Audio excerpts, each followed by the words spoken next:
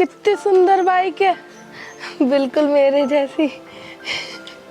कौन की है पता नहीं, गिरिए मत ना। अब मैं जा रही हूँ, है बाद में मिलूंगी। है एक और राम प्यारी।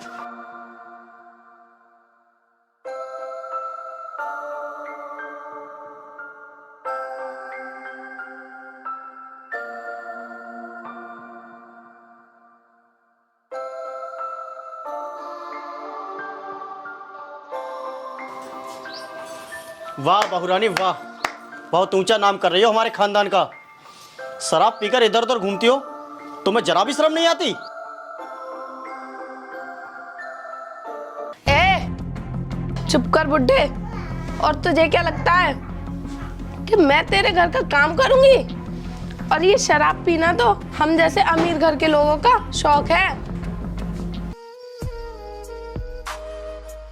हे भगवान, ये तू कैसे कैसे काम करवा रहा है? कुछ तो बुद्धि दे इसे। चुप कर बुड्ढे, बड़ा आया मुझे समझाने वाला। और हाँ एक बात बता, तुझे पीनी है? ले पी, क्यों शर्माना है? ले पी ले। बहुरानी, बेशर्मी की भी हद होती है। पूरे मोहल्ले में हमारी मजाक बनाई जा रही है कि राजेंद्र के लड़के की बहू पूरे गांव में दारू पीकर इधर उधर झूमती फिरती है। देख बुड्ढे, मैं तुझे आज ही आज समझा रही हूँ, कान खोल कर सुन ले। ओए बदतमीज औरत, तुझे जरा भी शर्म नहीं आ रही है? मेरे बाप से उल्टा सीधे बोले जा रही है। कोई बात नहीं सुरेश, रहने दे, इसका तो हर रोज का ड्रामा है। अरे कोई बात कैसा नहीं है पिताजी, पूरे गांव में इसने हमारी थू थू करा रखी है। पूरे गांव के लोग हमारी बेइज्जती कर रहे हैं और आज तक हमारे खानदान में किसी ने दारू को हाथ तक नहीं लगाया। और ये हर वक्त शराब पीती रहती है। ओए चुप कर, कुछ ज्यादा ही नहीं बोले जा रहा तू मेरे बारे में। अच्छा, तू मुझसे जबान लड़ा रही है? चल तुझे तो अंदर बताऊंगा।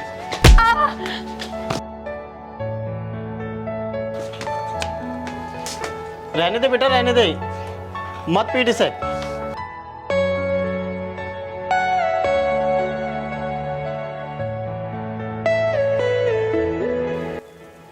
मैंने तुझसे पहले ही मना किया था बेटे सुरेश, शहर की लड़की से शादी मत कर, लेकिन तूने मेरी एक भी ना सुनी। अब देख ले नतीजा। अब मुझे क्या पता था कि ये ऐसी निकलेगी। इसने पूरे गांव में हमारी बेइज्जती करा के रख दी है। पूरे गांव में चर्चा हो रही है कि राजेंद्र के लड़के सुरेश की बहू इधर उधर दारू पी के बड़बड़ाती फिरती है। इसने हमारा निकलना दुश्वार कर दिया है। पिताजी आप परेशान मत हो, कल ही मैं इसके घर जाऊंगा और इसके भाई से शिकायत करूंगा कि तुम्हारी बहन रोज रोज नए नए ड्रामे करती रहती है और हमारी पूरे समाज में नाक कटवा के रख दी है। हाँ बेटे, तू ठीक कह रहा है, कल चले जाना इसके भाई के घर। ठीक है, तो मैं कल चला ही जाऊंगा इसके घर। अगर उसके भाई ने मेरी बात नहीं मानी तो उससे कह दूंगा कि अपनी बहन को अपने घर रख। नहीं बेटा, तू ऐसा कुछ मत करना वहाँ जाकर, और कुछ कहना भी मत। इसने तो पहले ही हमारी पूरे गांव में हंसी बनवा रखी है और मैं हंसी बनवाना नहीं चाहता। ठीक है, मैं देखता हूँ।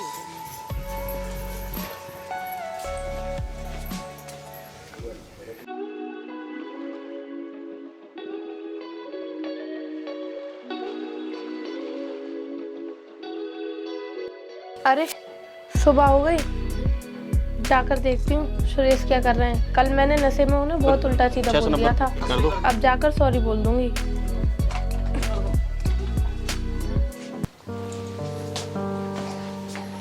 अरे ये कहाँ जा रहे हैं? सुनो जी, आप कहाँ जा रहे हो? कहीं भी जा रहा हूँ, तुझे क्या काम है? कोई काम हो तो बता, वरना मुंह बंद करके चुपचाप घर में बैठ जा। शाम तक आ जाऊंगा। और हाँ, दारू पी के कोई ड्रामा मत करिए।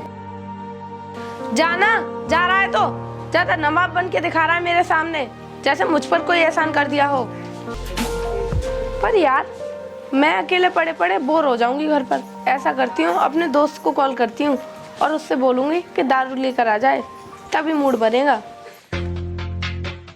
देख भाई, आज रीना का पति भी नहीं है घर पर। नशे में तो रीना साथ खूब मौज लेंगे करके। सही कह रहा। हम शराब थोड़ी कम पियेंगे, रीना को ज्यादा पिला देंगे, जिससे कि कोई आएगा तो हम भाग तब भी जाएंगे। अन्ना हमें भाग भी नहीं मिलेगा।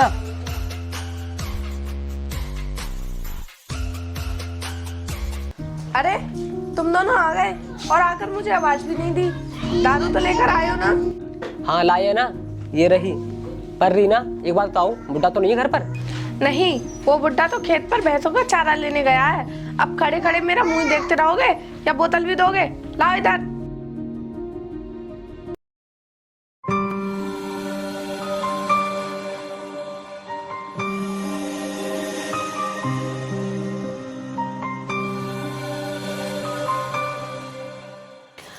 टमाटर, you are my best friend. Okay? देख भाई, अब मजा आएगा। ये पूरी तरह नशे में धुत हो चुकी है, ये कुछ ही पलों में ढेर हो जाएगी, फिर हम इसके मजे लेंगे। तुम दोनों ये आपस में क्या फुसफुसा रहे हो? अपने हिस्से की नहीं पियोगे क्या? अरे नहीं नहीं, पहले तुम पी लो, जो बचेगी ना वो हम पी लेंगे। अरे तुम लोग मेरे कितने अच्छे दोस्त हो, मेरी जरा से कहने पर बोतल लेकर आ गए। तुम लोग मेरा कितना ख्याल रखते हो ना। देख भाई, ये तो हो गई पूरी तरह ढेर। अब वो पल आ गया जिसका हमें इंतजार था। पहले मैं शुरुआत करता हूँ। अरे नहीं भाई, पहले मैं शुरुआत करता हूँ, तू रखवाली कर, कहीं वो बुड्ढा ना आ जाए। अरे नहीं, हम दोनों एक साथ शुरुआत करेंगे, वो बुड्ढा थोड़ी नहीं आ जाएगा अभी।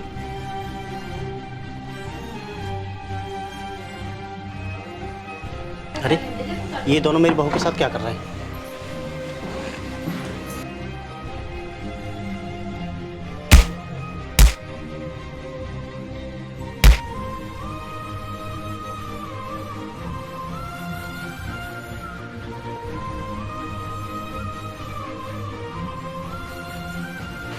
अरे ये दोनों मेरे घर से निकल कर क्यों भागे हैं? मुझे तो लगता है रीना ने आज फिर ड्रामा किया है। आओ। अरे पिताजी, ये रीना को क्या हुआ है? ऐसे क्यों पड़ी है? वो बात ऐसी है सुरेश, जब मैं खेतों पर से आया था ना, तो इसे दो लड़के दबोचने की कोशिश कर रहे थे, और ऐसे क्या पता, ये तो नशे में धुत थी, और मैंने इसे बचाने की कोशिश की तो वो मुझे धक्का देकर भाग गए। हाँ, तभी तो मैं सोचूं वो दोनों लड़के मेरे घर से इतनी तेज क्यों भाग कर गए हैं। और तुम भी देख लो अपनी बहन को, तुम तो मेरी बात पे विश्वास ही नहीं कर रहे थे। अब आप कुछ मत बोलिए, इसे जरा होश में आने दो, तब मैं इससे पूछता हूँ ये सब करने में इसे क्या मिलता है।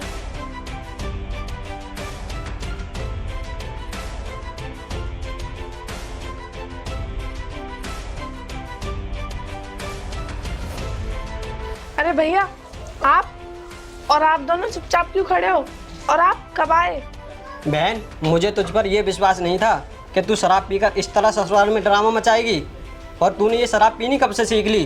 क्या शराब?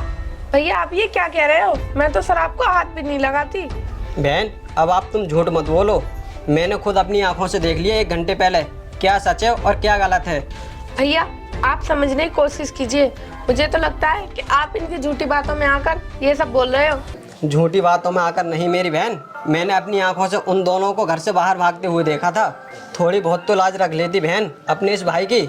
माँ बाप के मरने के बाद मैंने तुझे माँ बाप की कभी कमी महसूस नहीं होने दी, और तूने अपने ससुराल वालों की नज़रों में गिरा दिए मुझे। भैया आप रो मत, मैं आगे से ऐसी कोई भी गलती नहीं करूँगी जिससे कि आपको शर्मिंदा होना पड़े।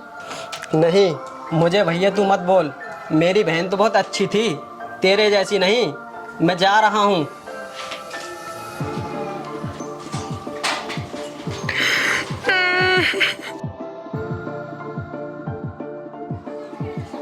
अब देख लिया बहुरानी, शराब कितनी बुरी चीज़ होती है, क्योंकि अपने पराए सभी रिश्तों में दीवार उत्पन्न कर देती है। मुझे माफ़ कर दीजिए बाबूजी, और मैंने आपको कल नशे में बहुत गलत सलत बोला। आगे से मैं ऐसा बिल्कुल भी नहीं करूँगी, और शराब को मैं कभी हाथ नहीं लगाऊंगी। मुझे तेरी बातों पे बिल्कुल भी विश्वास नहीं हो रहा है। अगर तूने 3 दिन के लिए भी शराब छोड़ दी ना, तो मैं समझ जाऊंगा तू मेरी पत्नी नहीं, एक देवी है। नहीं, मैं सच कह रही हूँ, आपकी कसम, मैं शराब तो बिल्कुल भी नहीं पीऊंगी। अच्छा, तो नहीं पिएगी?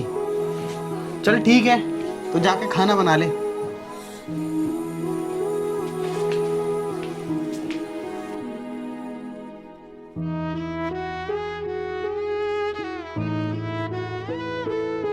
बहू, खाना बन गया? मुझे बहुत तेज भूख लगी है। अरे इस बुड्ढे को खाने की पड़ी है, यहाँ मेरी बोतल खत्म हुई पड़ी है।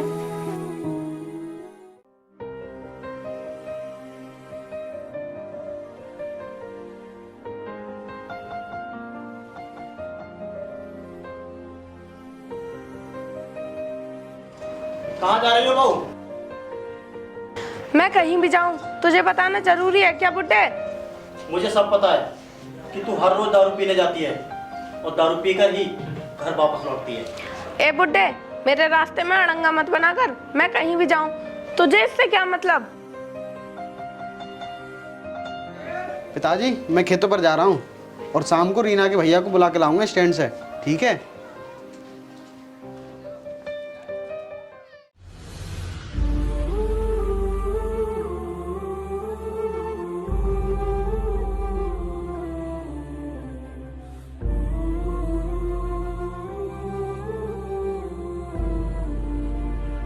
वो देख भाई, आज तो रीना पूरी बोतल पी करके मस्ती में झूमती हुई जा रही है। हाँ चल चलते हैं, उस दिन तो बच गई थी, आज देखते हैं आज इसे कौन बचाएगा। चल फिर।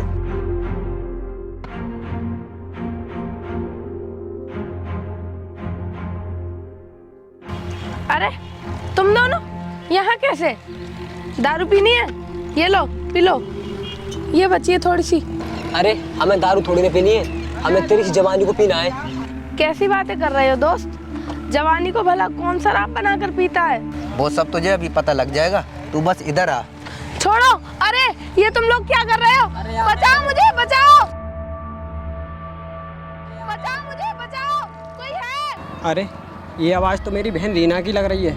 हाँ, लग तो उसी की आवाज़ रही है। बचाओ, अरे वो देखो, ये तो वही दोनों है ना जो मेरे घर से उस दिन भागे थे। और ये रीना के साथ क्या कर रहे हैं? चलो जल्दी देखते हैं। लगता है भाई इसका पति आ रहा है, इससे पहले कि ये यहाँ आए अपने निकलते हैं।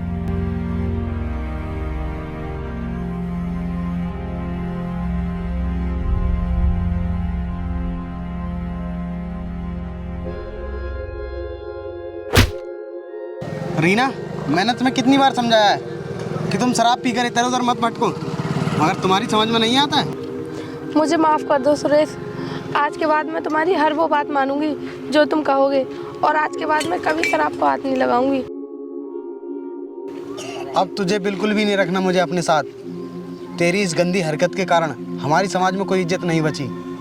ऐसा कर भाई अजयपाल, तू अब इसे अपने साथ ले जा। मैं इसकी शक्ल एक पल भी नहीं देखना चाहता। नहीं सुरेश, ऐसा मत करो। अगर मेरी वजह से तुम्हारी समाज में इज्जत खराब हुई है तो मैं उसके लिए तुमसे माफ़ी मांगती हूँ, पर मुझे खुद से अलग मत करो। अब मुझे तुम्हारी कोई बात नहीं सुननी, मैं जा रहा हूँ और तुम अपने घर चले जाना अपने भाई के साथ।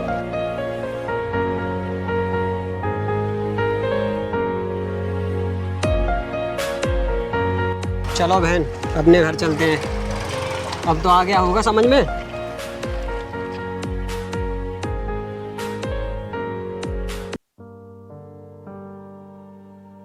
देख लो रीना, अपनों की भावनाओं को ठेस पहुंचाने का नतीजा क्या होता है। अगर तुम्हें फिर से ससुराल चाहिए तो ये दारू छोड़कर बड़ा आदमी बनकर दिखाओ, जिससे कि तुम्हारे ससुराल वालों को और हमें तुम्हारे ऊपर गर्व हो। और ये सब तुम कर सकती हो क्योंकि तुम पढ़ी लिखी हो।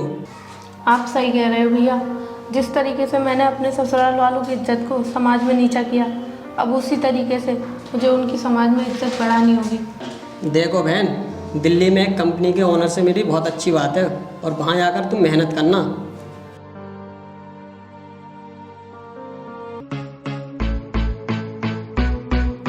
बहुत दिन हो गए भैया से बात नहीं हुई। ऐसा करती हूँ, भैया को कॉल लगाती हूँ।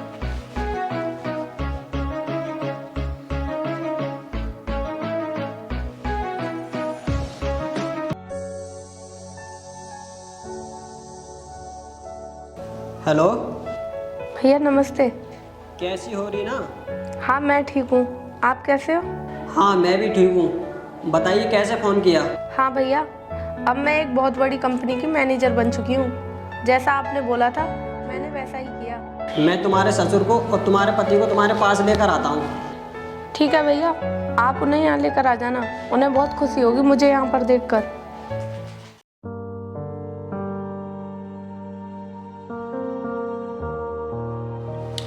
अरे पापा जी नमस्ते। अरे आप लोग खड़े क्यों हैं, बैठिए ना। क्या बात है अजय, आज तो तुम्हारी बहन बहुत बदली बदली सी नज़र आ रही है। अब तो इनमें बहुत बदलाव नज़र आ रहा है। वो बात ऐसी है, जिस जगह पर हम खड़े हैं ना, उस कंपनी की रीना मैनेजर है। क्या सच में रीना इस कंपनी की मैनेजर बन गई? रीना, काश तुमने ये बदलाव कुछ दिनों पहले किया होता तो हमें इस कदर अलग नहीं रहना पड़ता। हे भगवान, आज मैं धन्य हो गया जो तू मेरी बहू को सही रास्ते पर ले आया, और आज मेरी बहू ने मेरा सर गर्व से ऊंचा कर दिया। मैं तेरा शुक्रगुजार हूँ। अरे पिताजी, आप इन सब बातों को छोड़िए और अब आप गांव में नहीं, मेरे साथ यहाँ पर ही रहा करोगे। नहीं बहू,